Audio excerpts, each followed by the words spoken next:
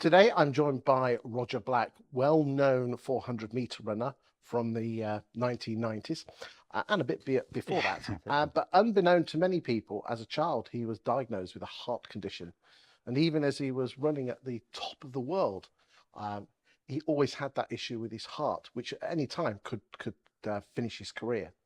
So what I want to ask Roger today is even though you had the knowledge of that heart condition, um, how did you get through that? And I particularly would like you to focus on a state agency, because a state agency battle huge uncertainty, losing listings, market share.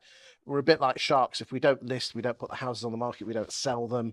You know, I'm sure it's not as bad as a heart condition, but how did you maintain focus and resilience whilst being almost, well, not at the top of the world? Talk to me.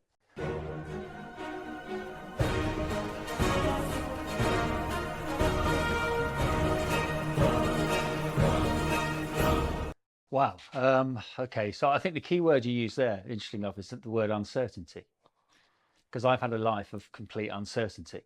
And when I say that, I don't think because of my heart condition. I think because I decided at the age of 18 to have a dream of maybe one day standing on the Olympic rostrum, and the odds are against you. Anything can happen. There's no certainty that you're going to get to the Olympics, and there's certainly no certainty when you're at the Olympics that you're going to win a medal. So I think there's the parallel between the estate agent and the athlete. You live in uncertainty, but you still go for it. But that certainty of gaining something, uncertainty is more on the loss. Yeah, I mean, yeah, sure. Well, loss is, fear of failure, fear of loss is a huge motivator. Certainly in athletics, it's a huge motivator, especially if you've got a bit of talent. You don't want to spend your life looking back going, oh, I could have gone to the Olympics, because you just didn't go for it. So that's regret, isn't it? Yeah, regret, fear of loss. But I think you can flip that over into, grab the moment when you can, recognize what you have and play with what you have, not what you haven't. So going back to my heart condition, at the age of 11, I was diagnosed to have an incompetent aortic valve, which wasn't good, but I had no symptoms. So from the age of 11, for 47 years, I would go to Southampton General Hospital. I'd have all the tests done. Even when I was an athlete, had the test done, and you go in, you go out, and I was monitored all the way through up until last year. So I had open heart surgery in January, which was a shock. I had it at 58, I'm 59 now. I knew the day would come, but I didn't think it would come this early. I had a successful operation, brand new aortic valve, two changes to my aorta. It was quite serious, and have recovered really well from it. So, what I would say from your initial question is, having the heart condition consciously did not influence my life. What about subconsciously? I think now it probably did, but I'm only saying that because I've had open heart surgery.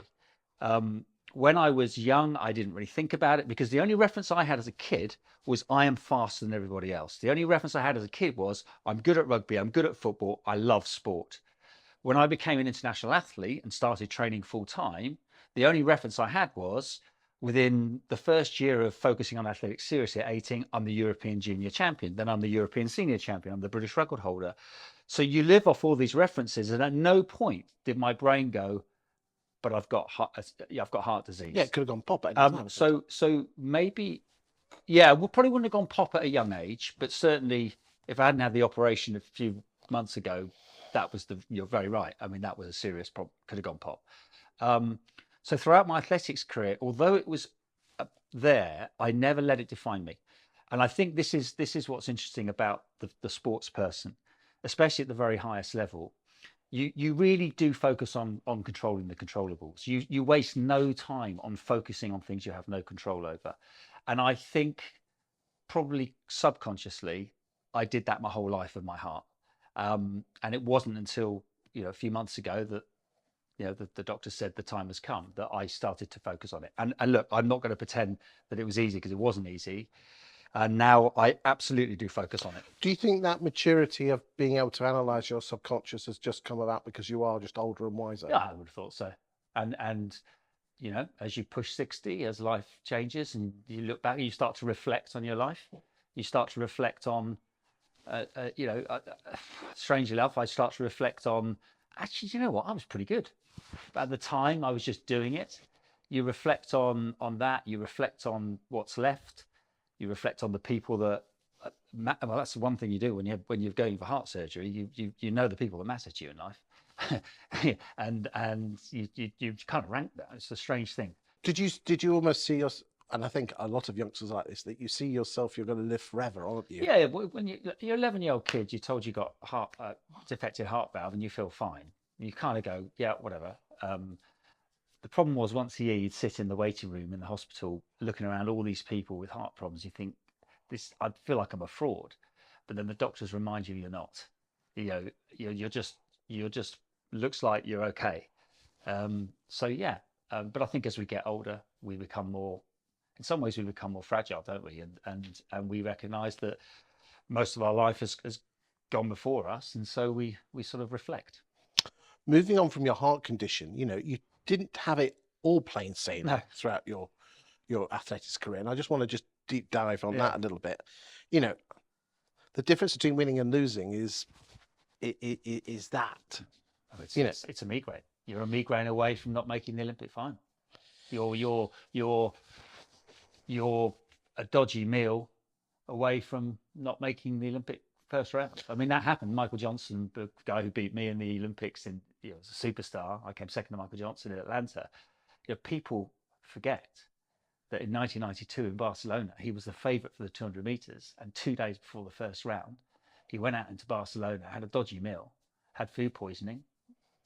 Didn't get, he competed, but didn't get past the first round. So that's how fragile it is. There are no guarantees in sport. Estate agents in the UK they're not process driven, they're people driven. They're very outgoing, and they love the sound of their own voice. And you'll find this with most estate agents. And their biggest fear is losing the listing. And the pain from gaining the listing is nowhere near as good as the pain of loss. How did you stop fear controlling your performance? Because it's a great putting question. the heart aside. No, the heart was put aside. It wasn't in my consciousness. But still, you're a top grade athlete, and I've looked at the numbers. It is. I mean, it's really interesting that we've started this conversation talking about my heart, because because there's been a public awareness to my heart operation. Prior to that, for all of my life, I've never talked about it. And when we talk about my career, I'm a career of 5 operations and a year out with glandular fever, and the resilience of coming back from those. Never mentioned my heart.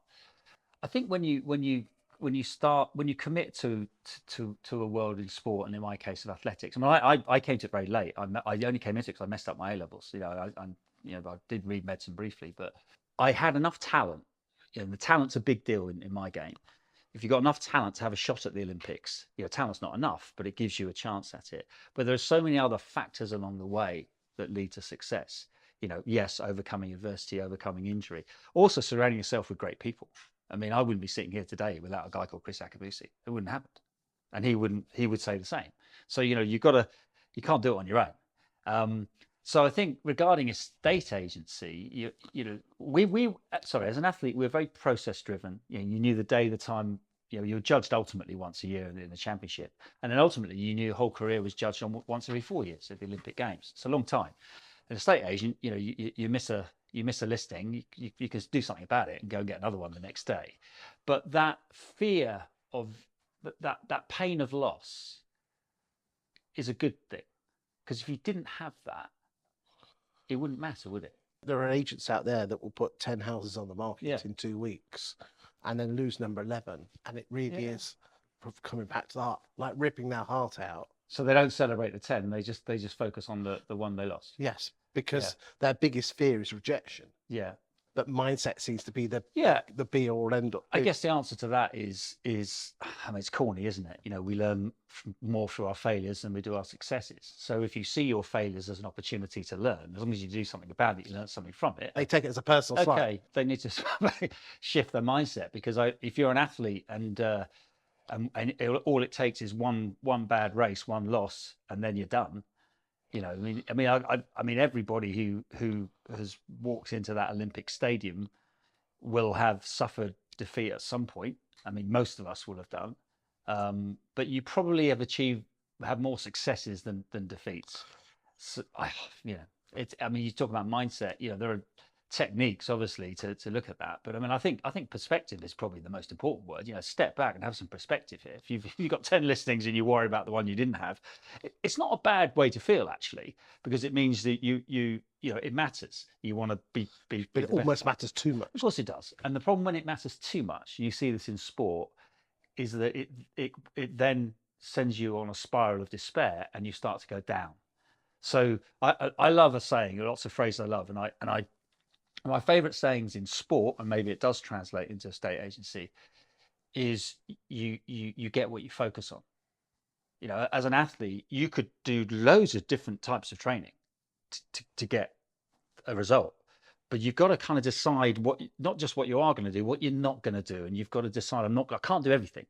So if you focus on the things that, if you choose to focus on the right things, then it sets you in a better mindset. So choosing not to focus on the loss, or actually not to dismiss it, but maybe to say, okay, it hurts. It's okay. It's okay. I didn't get that listing, but then to go, but why didn't I get that listing? And I think that's the main thing. And the other thing with that is, the other thing as an athlete, which you're conditioned to do is you absolutely conditioned to do is control the controllables. So if you lose a listing, but actually you did everything you could to get it, and for whatever reason you lost it, that's okay. It's when you lose a race or you lose a listing because of something you did wrong Or didn't do. That it should matter. But then again, of course, the beauty of that situation is that's a learning opportunity, isn't it? It is. And I think that the agents need to be self-aware of what they did or didn't do to enable and self-awareness, I think, when it comes to performance, whether in sport or in a state, self-awareness is so important. I would agree with you, because I mean, I have this, everything, the foundations in life are self-awareness, and the two pillars are hard work and patience. And the problem with that, I mean, no problem with that, you're right. But the challenge with that, better word, is that we like to get busy. So as an athlete, people always say, how many hours a day did you train? And I always say, if I said 10 hours a day, you'd be going, wow, that's amazing. The answer was, I trained for about 3 hours, 4 hours a day. But when I trained. Okay. So you can become a busy fool as an athlete. And I know a lot of athletes who looked amazing, worked out, bang, but when it came to the performance, they couldn't deliver. They were either burnt out or overwhelmed. And I think choosing what you focus on and having enough awareness to know that you're focusing on the things where you can improve and controlling the things you can and not worrying about things you can't is just second nature to an athlete, to a top quality athlete. To an estate agent, you can answer the question, I shall ask you, that would seem to me to be a sensible mindset, because there's so many variables in estate agency. It is, but yet estate agents are not very process driven. What do you mean by that? They're very people orientated. That's just the way they are. Yeah. They're not very good at self-reflection. Yeah. Not criticizing. That's just the way we are. Yeah, it's interesting. When I first met Adam Day, who you've interviewed many times, he brought me in about 3 years ago to do a series of roadshows at EXP, and of course I know nothing about estate agency, and I still don't know much. And I was there to do my story and do my bit. And I remember having a drink with them afterwards, and I was fascinated by the whole concept of the mindset of somebody going from employment to self-employment and the entrepreneurial mindset. And I asked them a question. I said, what is it that people that make a success of this decision have that people that don't? And I'll never forget what he said. And he paused a bit and he thought about it. He said, the people that make a success of this transition, they do two things. And it's only two things, really, if you boil it down. They follow the process.